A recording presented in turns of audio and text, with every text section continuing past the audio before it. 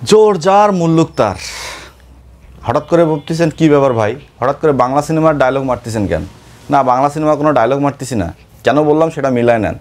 বাংলাদেশ 2023-24 7 মাসের মধ্যে বাংলাদেশ দুইটা আইসিসি ইভেন্ট খেলছে, মানে দুইটা ওয়ার্ল্ড কাপ খেলছে। একটা হচ্ছে 50 ওভার আর একটা হচ্ছে 20 ওভার।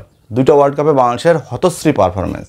এই কারণে আমরা সবসময় প্লেয়ারদের দোষ করছি, সবসময় প্লেয়ারদের পারফরমেন্স নিয়ে কথা বলছি, অনেক কথা হয়েছে। কিন্তু দুই ওয়ার্ল্ড কাপ শেষে দুইটা রিপোর্ট বিসিবির কাছে জমা হয়েছে। সো দুই ওয়ার্ল্ড কাপের ভিন্ন ভিন্ন ক্যাপ্টেন ছিল, একটা ছিল সাকিব আল হাসান, একটাতে হচ্ছে নাজমুল হোসেন শান্ত। তাই 2023-এর রিপোর্ট নিয়ে বিসিবি যে কথা বলছে সেই কথা আমরা সবাই শুনছি, কিন্তু 2024-এর রিপোর্টটা কিন্তু বিসিবি এখনও প্রকাশ করেনি। বিসিবি এই জিনিসটা প্রকাশ না করলেও অনেক গণমাধ্যমে এই জিনিসটা হালকা হালকা করে প্রকাশ পাইছে। ইভেন নাজমুল হোসেন শান্তর কিছু কথা প্রকাশ পেয়েছে। যেমন নাজমুল হোসেন শান্ত বিসিবি সভাপতি কিছুদিন আগে বলছিল যে আমার ক্যাপ্টেনের রিপোর্ট এখন হাতে আসে নাই, আমার হাতে আসছে হাতুড়ি সিংয়ের বিশাল একটা রিপোর্ট। নাজমুল হোসেন শান্ত তার রিপোর্টের যেটা বলেছে সেটা হচ্ছে নাজমুল হোসেন শান্তর নাজমুল হোসেন শান্তকে যে ক্যাপ্টেন্সি দেওয়া হয়েছে 2024 ওয়ার্ল্ড কাপের, তার কোনো স্বাধীনতা ছিল না। তিনি যা যা চাইছে হাতুড়ি সিং তা করতে দেয় নাই। ইভেন শেষ ম্যাচে, ভারতের সাথে শেষ ম্যাচে তাসকিনের ঘুমকাণ্ড নিয়ে অনেক কথা শুনছেন, অনেক নিউজ শুনছেন, অনেকেই তাসকিনকে দোষারোপ করছেন, তাসকিন এটা করছে, ওটা খাইছে, পানি পান করছে, হ্যান ত্যান অনেক কিছু বলছেন। তাসকিন যখন মাঠে আসছে তখনও তাসকিনকে খেলানোর পক্ষে ছিল নাজমুল হোসেন শান্ত, সাকিব আল হাসান, মাহমুদুল্লাহ রিয়াজ সহ টিমমেটরা, কিন্তু হাতুড়ি সেটা করতে দেয়নি। এরপর কী হয়েছে, নাজমুল হোসেন শান্ত যখন ক্যাপ্টেন, নাজমুল হোসেন শান্ত হাতুড়ি সিংকে বলছে ওকে ফাইন, তাসকিনকে না খেলালে তিনি শরীফুলকে দলে চান। হাতুড়ি সিং শরীফুলের নামটাও কেটে দিছে, হাতুড়ি সিং তাকে দলে নিতে দেয়নি। ইভেন হাতুড়ি সিং সবার সামনে বলছে এই উইকেটে স্পিনাররাই ভালো করবে। একক আধিপত্য দেখাইতে গিয়ে হাতুড়ি সিং এমন একটা সিচুয়েশান টিমমেট সাথে করে ফেলছে যে সমস্ত টিমমেটরা হাতুড়ি সিংয়ের উপর বিরক্ত হয়ে গিয়ে এই হতশ্রী পারফরমেন্স। এখন আপনি বলতে পারেন ভাই কোচের সাথে প্লেয়ারদের পারফরমেন্সের কী দরকার? ভাই আপনি একটা কাজ করবেন, সেই কাজের মধ্যে আপনি যদি স্বাধীনতা না পান, আপনার যদি ভালোবাসাটুকু না ফেরে, আপনি যদি একটা টেনশন, একটা প্যারা নিয়ে থাকেন, সেই কাজে কি কখনো সফলতা পাবেন? কোনো দিনও সফলতা পাবেন না। ইভেন বাংলাদেশ ক্রিকেট দলেরও সেটা হয়েছে, যেটা নাজমুল হোসেন শান্তর রিপোর্টে একদম ফুটে উঠছে। সেখানে বলাই যায় নাজমুল হোসেন শান্ত এবং হাতুড়ি সিং পুরো মুখোমুখি অবস্থানে আছে। নাজমুল হোসেন শান্ত তার রিপোর্টে আরও লিখছে যে আমাদের যে টিমমেটরা আছে বা টিমের মেম্বাররা আছে তারা হাতুড়ি সিংকে কোনোভাবেই তার যে স্বেচ্ছাচারিতা নিতে পারতেছে না। কিছুদিন আগে খালেদ মাহমুদ সুজন খেলাযোগের একটা সাক্ষাৎকার দিছিল, সেই সাক্ষাৎকারটা হয়তো আপনারা সবাই দেখছেন। খালেদ মাহমুদ সুজন সেখানে বলছিল, ডিরেক্ট বলে দিছিল যে হাতুড়ি সিংয়ের ম্যানেজমেন্টের সমস্যা আছে, তিনি সব কিছু গুছায় করতে পারে না, তিনি শুধু চায় নিজের জিনিসটাকে প্রতিষ্ঠিত করতে।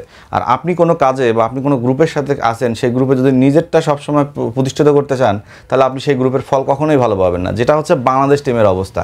এটা শান্তর রিপোর্টও একদম স্পষ্ট যে হাতুড়ি সিং সবসময় নিজের স্বেচ্ছাচারিতা দেখাইছে, প্রতিটা প্লেয়ারের কাছে নিজের মতামতটা তুলে ধরছে, এই কারণে এই প্লেয়াররা পারফর্ম করতে পারে নাই।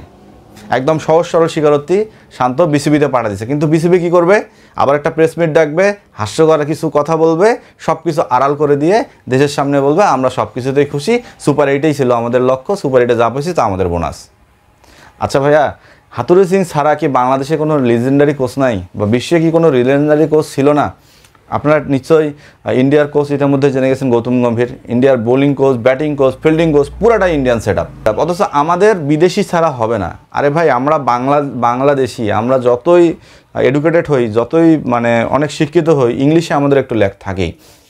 সো অন্যান্য দেশের কোচরা যখন বাংলাদেশে আসে তখন তাদেরও ভাষাকৌশল দিক থাকে। আর আমাদের প্লেয়ারদের শিক্ষাগত যোগ্যতা নিয়ে তো একটু প্রশ্ন থাকেই সবার, কারণ তারা সারাদিন খেলা নিয়ে ব্যস্ত থাকে, কখন পড়াশোনা করবে এটা কোনো সময় পায় না। সো এক্ষেত্রে একটা বিশাল গ্যাপ আমাদের কোচ এবং টিমের প্লেয়ারদের মধ্যে সৃষ্টি হয়। সেদিকে না যায়। সে এখন মূল কথা হচ্ছে হাতুড়ি সিং এবং শান্তর এই রিপোর্টটা নিয়ে বিসিবি এখন কি করবে? বিসিবি কি পারবে হাতুড়ি সিংয়ের বিরুদ্ধে কোনো ব্যবস্থা নিতে? কখনোই নেবে না, কারণ বিসিবি সবসময় হাতুড়ি সিংকে 4 দেয়ালের মধ্যে দিয়ে আটকায় রাখে এবং হাতুড়ি সিংকে গোল করে রাখে। কারণ ইতিমধ্যে হাতুড়ি সিং এই একটা মানুষ বাংলাদেশ ক্রিকেটের যে সর্বনাশগুলো করছে, এই সর্বনাশের শান্ত রিপোর্টে এটাও বলছে যে তিনি মাহাদিকে না মিরাজকে চাইছিল। শান্ত রিপোর্টে এটাও বলছে যে আমি টি-20 ওয়ার্ল্ড কাপে মাহাদিকে না মিরাজকে চাইছিলাম, তো হাতুড়ি সিংয়ের স্বেচ্ছাচারিতার কারণেই আমি মিরাজকে নিতে পারি নাই।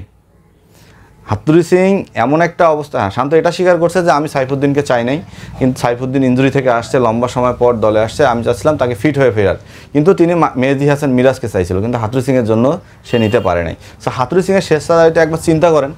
একটা ক্রিকেট দল খেলবে, তার প্রধান কোচ কোথায় উৎসাহ দিবে তা না, তিনি চাপাই দিতেছেন, তোমরা করো। আর আপনি কি ঘাস খাইতে আসছেন? একটা প্লেয়ার স্ট্রাগল করতেছে, আপনি কি ঘাস খাওয়াবেন? নাকি ঘাস লতা পাতা রান্না করে হারবালের মতো খাওয়াই দিয়ে বলবেন যে তোমার পারফরমেন্সটা বের করে নিয়ে আসবো? হায় রে হাতুড়ি সিং আর হায় রে বিসিবি। চ্যানেলটা সাবস্ক্রাইব করেন, পেজে ফলো দিয়ে রাখেন।